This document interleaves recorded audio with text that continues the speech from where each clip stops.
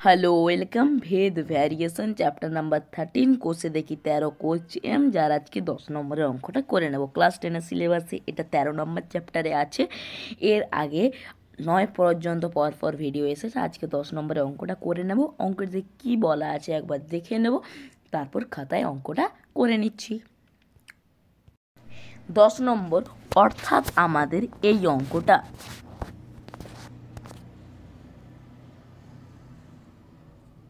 কি বলা আছে, ওয়াই দুটি চলের সমষ্টির সমান, একটি এক্স চলের সঙ্গে সরল ভেদে অন্যটি এক্স চলের সঙ্গে ব্যস্ত ভেদে আছে।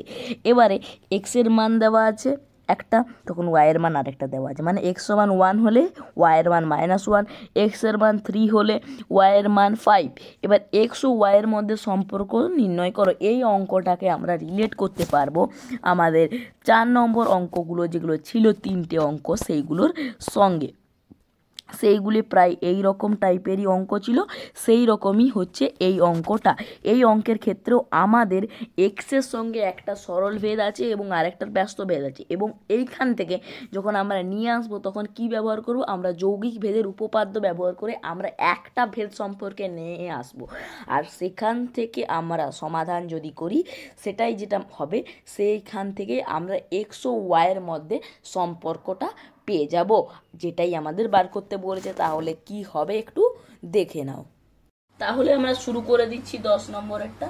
10 নম্বরের প্রথমে যে বলা আছে ওয়াই দুটি চলের সমষ্টি, তাহলে এক্স ও ওয়াই দুটি চল দেওয়া আছে এবং ওয়াই যে দুটি আলাদা চলের সমষ্টি সেটাকে আমরা ধরে নেব। সেটা মনে করি অন্য দুটি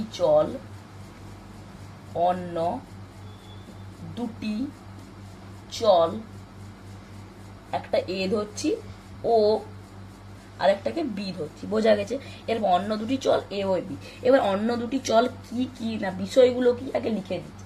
দেখো কি না, ওয়াই দুটি চলের সমষ্টির সমান, তাহলে যদি আমরা এ আর বি কে যোগ করি তাহলে যে সমষ্টিটা হবে সেটারই ভ্যালু হচ্ছে ওয়াই, এবং এক্স এর সঙ্গে দুটো সম্পর্ক আছে।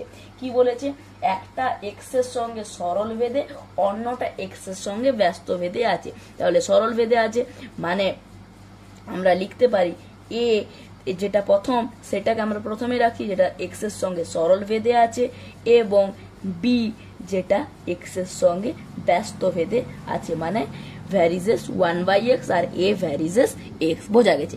এরপর একটা আমরা ভেদ ধ্রুবক আনছি যাতে সমান চিহ্ন আনতে পারি। তাহলে এ ইজ ইকুয়াল টু, যেহেতু এখানেও একটা মানে সমান চিহ্ন আনবো, এখানেও একটা সমান চিহ্ন আনবো, এখানেও একটা ভেদ ধ্রুবক লাগবে, এখানেও একটা, তার জন্য সবাই জানো এখানে 1 এখানে 2 লাগবে। তাহলে এখানে k1 দিয়ে গুণ করছি, k1 ইন্টু এক্স, আর v ইজ ইকুয়াল টু এখানেও k2 দিয়ে গুণ করবো, তাহলে k2 ওপরে গেল, নিচে আছে এক্স।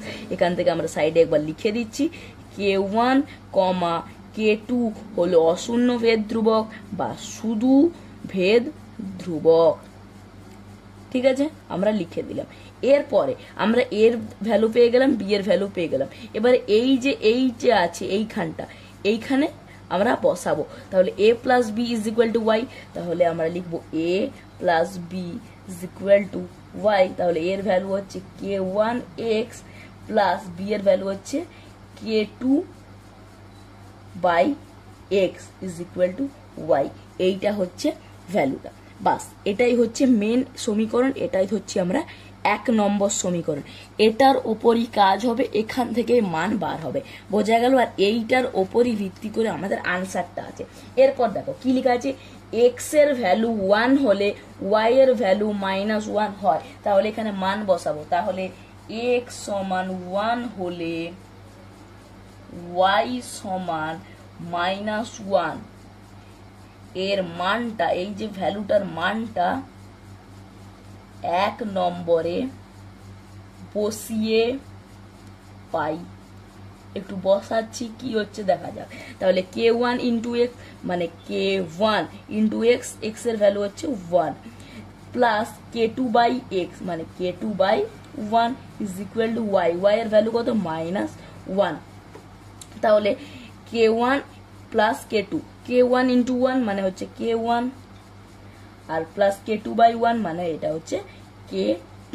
ইজ ইকুয়াল টু -1, তাহলে k1 plus k2 is equal two -1। এটা একটা সমীকরণ পেলাম, এটাকে আমরা নাম দেব 2 নম্বর সমীকরণ। এবারে x ও y এর আরেকটা মান পাচ্ছি, কি পাচ্ছি যে x, হ্যাঁ একটু উঠাই, হ্যাঁ ঠিক আছে, হ্যাঁ এরপরে কি যে x ইজ ইকুয়াল টু যদি 3 হয় তাহলে y ইজ ইকুয়াল টু 5। এর মানটা, এই মানটাও আমরা কোথায় বসাবো, 1 নম্বরে বসিয়ে পাই, 1 নম্বরে আমরা বসাবো এই মানটা।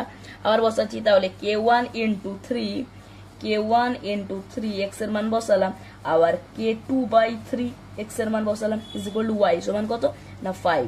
তাহলে এটা করি, তাহলে 3 into k1 plus k2 by 3 is equal to 5।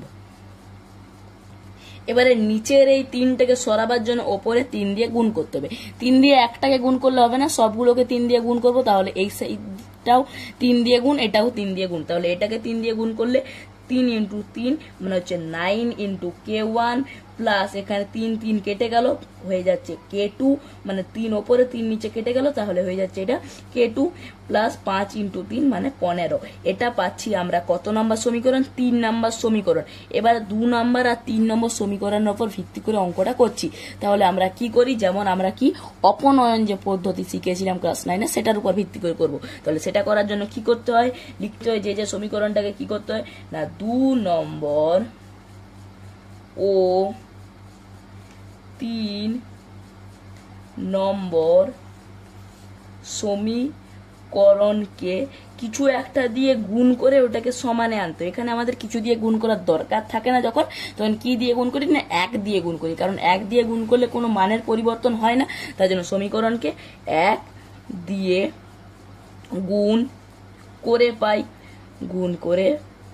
পাই, তাহলে একই ভ্যালু থাকলো আর আমরা ভ্যালুগুলো বসাচ্ছি। তাহলে কি আছে, k1 plus k2 is equal two -1। তাহলে এই সাইডে আমরা লিখছি k1 plus k2 is equal two -1। আর আরেকটা ভ্যালু কি আছে আমাদের, আরেকটা ভ্যালু আছে 9k1 plus k2 is equal two 15। তাহলে 9k1 plus k2 is equal two 15। তাহলে এখানে আমরা কি করব বুঝতে পারছো, বিয়োগ করে দিই, কারণ এই k1 k2টাকে এলিমিনেট করবো বা বাদ দিয়ে দেবো, তার জন্য আমরা বিয়োগ করে দিচ্ছি।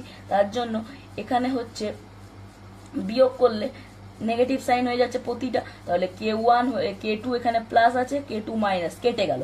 এরপরে k1 এটা প্লাস আর k1 উপরেরটায় এটা প্লাস আর নিচের 9k1টা মাইনাস হয়ে গেছে। তাহলে এখানে আমাদের k1 মাইনাস 9k1 এটা হয়েছে, আর সমান চিহ্নের মাইনাস আছে 1, -1 আগে থেকে, আর প্লাস 15টাও মাইনাস হয়ে গেছে মানে -15। তাহলে এটা হয়ে গেছে আমাদের এখানে প্লাস k1 মাইনাস 9k1 থেকে, তাহলে একটা বাদ যাবে আর মাইনাসের সাইন বেশি মানে 8k1, আর দুটোই মাইনাস মানে যোগ হয়ে যাবে -60। তাহলে মাইনাস মাইনাস এখানে কাটছি না, ডাইরেক্ট বার করছি। k1 হচ্ছে এটা নিচে চলে যাবে মানে -16 বাই -8, মাইনাস মাইনাস কেটে গেল, 8 দুগুণে 16। তাহলে k1 এর ভ্যালু পেয়ে গেলাম আমরা 2। ঠিক আছে, এবার k1 এর মানটা কোথায় বসাবো, 2 নম্বরে বসাচ্ছি। 2 নম্বর বা 3 নম্বর যে কোনো একটা সমীকরণে বসানো যায়, 2 নম্বর বা 3 নম্বর সমীকরণ যে কোনো একটা বসাচ্ছি। তাহলে 2 নম্বরটা ছোট আছে, এটাই বসাচ্ছি। তাহলে 2 নম্বর এ k1 এর মান বসিয়ে পাই, আগে সমীকরণটা কি ছিল লিখে নি, ছিল k1 plus k2 is equal two -1। তাহলে k1 এর জায়গায় বসাচ্ছি 2 plus k2 is equal two -1। তাহলে k2-র যদি মানটা শুধু থাকতে চাই, এদিকে k2টা রাখলাম, আর এই 2টা প্লাস আছে ওইদিকে গিয়ে মাইনাস হবে, তাহলে -1 আর -2 সমান হয়ে গেল আমাদের -3। ঠিক আছে, -3। তাহলে আমরা পেয়ে গেলাম k1 এর মান আর k2 এর মান পেয়ে গেলাম। এবারে k1 সমান 2 এবং k2 সমান -3 এই যে ভ্যালুগুলো পেলাম এই মানটা আমরা কোথায় বসাবো? মেন যেটা বলেছিলাম কোনটা 1 নম্বর, এটার মানটা ও এখানে দিচ্ছি ও, কারণ k1 এর ভ্যালু এটা আর k2 এর ভ্যালু -3, এইটা মান কত নম্বরে? আমরা 1 নম্বরে বসিয়ে পাই, কারণ 1 নম্বরটা আমাদের মেন সমীকরণ, সেটাই আমরা বসাবো। 1 নম্বর সমীকরণটা একবার আমরা লিখবো, কি ছিল? k1x plus k2/x is equal two y। তাহলে k1x এর জায়গায় k1 এর জায়গায় বসাবো 2 ইন্টু x প্লাস k2 এর জায়গায় বসাবো -3/x is equal two y। তাহলে বোঝা গেছে। এবার দেখো এখানে আছে প্লাস আর এখানে মাইনাস, তাহলে এই সাইনটা মাইনাস হবে, তাহলে বোঝা যাচ্ছে এখানে 2 ইন্টু এক্স, তাহলে যে 2x আর প্লাস মাইনাস এখানে হবে মাইনাস সাইন হলো, আর 3/x is equal two y। এইটাই হচ্ছে উত্তর। তাহলে যেহেতু আমাদের y এর সঙ্গে x এর সম্পর্ক বলেছে, তার জন্য আমাদের এটাকে একটু ঘুরিয়ে লিখি, সমানের ওপারে y আছে, তাহলে এই পারে নিয়ে চলে আসি, তাহলে লিখছি y is equal two 2x minus 3y। এটাই সাজিয়ে লিখলাম, মানে এই সাইডে ছিল এই সাইডে লিখলাম, ঠিক আছে, বোঝা গেল। এইটা হচ্ছে মেন আনসার, এটাই হচ্ছে সম্পর্ক। তাহলে এখানে কি করলাম একবার ভালো করে বুঝে নাও। কি করলাম যে দুটো চল রাশি ধরলাম যেটার সঙ্গে y এর যেটা সম্পর্ক ছিল সমষ্টি, ঠিক আছে। এবারে দুটো চলরাশির সঙ্গে x এর কি সম্পর্ক? একটা সরল ভেদ একটা ব্যস্ত ভেদ, দুটো ক্ষেত্রে দুটো ভেদ ধ্রুবক আনলাম, তার জন্য k1 k2 দিয়ে সমান চিহ্ন আনলাম। সমান চিহ্ন এনে যেহেতু a আর b এর মান পেয়ে গেলাম, তাহলে সেই মানগুলো বসিয়ে দিলাম। এইটা হলো আমাদের মেন সমীকরণ। মেন সমীকরণে আমরা x এবং y এর যে পরপর দুটো মান ছিল, দুটো মান পরপর বসিয়ে আমরা দুটো সমীকরণ পেলাম। এই দুটো সমীকরণের অপনয়ন পদ্ধতিতে পরপর আমরা k1 এর ভ্যালু এবং k2 এর ভ্যালু পেলাম। এবার k1 আর k2 এর ভ্যালু আমাদের মেন সমীকরণ অর্থাৎ 1 নম্বর সমীকরণে বসিয়ে দিয়ে যে সমীকরণটা পাচ্ছি, এইটাই হচ্ছে y এর সমীকরণ। তাহলে আশা করি বোঝা গেছে কি বিষয়টা এখানে বলা হয়েছে, আর বাকিগুলো তো এমনি অঙ্ক আসছেই পরপর। তাহলে চ্যানেলটাকে একটু ফলো করবে। Thanks for watching.